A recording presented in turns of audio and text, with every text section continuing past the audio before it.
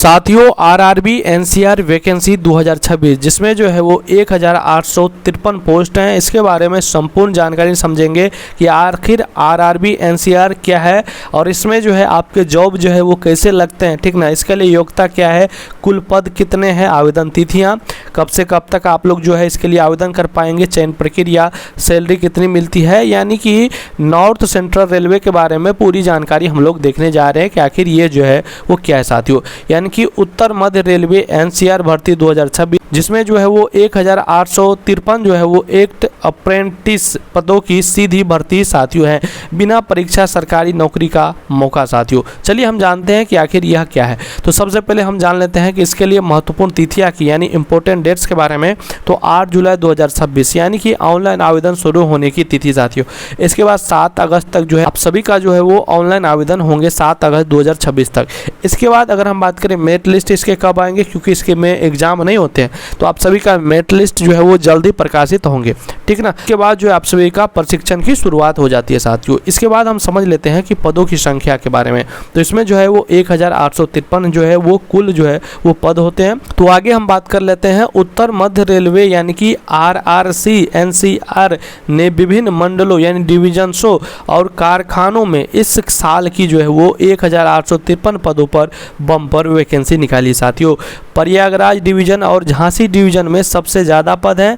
यदि आप रेलवे में से जो है वो अप्रेंटिस करते हैं तो आने वाले रेलवे ग्रुप डी यानी लेवल 1 की जो है वो परमानेंट नौकरियों में जो है वो आपको 20% का सीधा आरक्षण और 1/3 अंक की भारी छूट जो है वो आपको प्राप्त होगी साथियों। इसके बाद अगर हम बात करें डिवीजन अनुसार पदों का विवरण की, तो प्रयागराज में जो है वो 703 पद हैं। इसके बाद झांसी में जो है वो 514 पद है। इसके बाद आगरा में जो है वो 296 पद है। इसके बाद जो है वो झांसी वर्कशॉप में जो है 226 पद है। इसके बाद ट्रैक मैकेनिक लाइन एवं हेडक्वार्टर में जो है वो 114 पद आपको यहाँ पर देखने को मिलते हैं साथियों।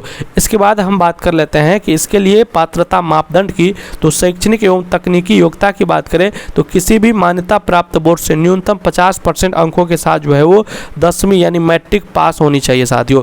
इसके बाद संबंधित ट्रेन जैसे कि फिटर, इलेक्ट्रीशियन, वेल्डर आदि में जो है वो एनसीवीटी या एससीवीटी से मान्यता प्राप्त आईटीआई सर्टिफिकेट आपके पास अनिवार्य है। इसके बाद हम बात कर लेते हैं आयु सीमा एवं छूट की। तो उम्मीदवारों की आयु जो है वो न्यूनतम 15 वर्ष और अधिकतम जो है वो 24 वर्ष होनी चाहिए, जो कि 7 जुलाई 2026 के अनुसार होनी चाहिए साथियों।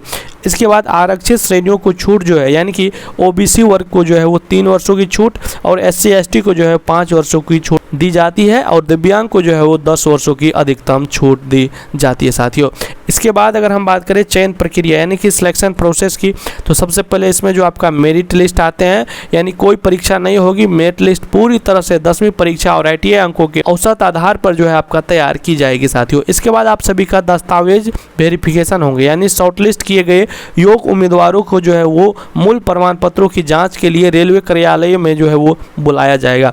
इसके बाद मेडिकल एवं ज्वाइनिंग की बात करें तो डॉक्यूमेंट वेरिफिकेशन सफल होने के बाद जो है वो सामान्य मेडिकल परीक्षा होगी और उम्मीदवारों को जो है रेलवे के नियमों के अनुसार हर महीने स्टाइपेंड जो है वो आपको मिलेंगे साथियों। इसके बाद अगर हम बात करें रेलवे अप्रेंटिस के जबरदस्त फायदे की बात करें, परमानेंट नौकरी पाने का सुनहरा मौका यानी कि रेलवे ग्रुप डी लेवल 1 की भर्तियों में 20% कोटा जो है वो आपको मिलता है साथियों।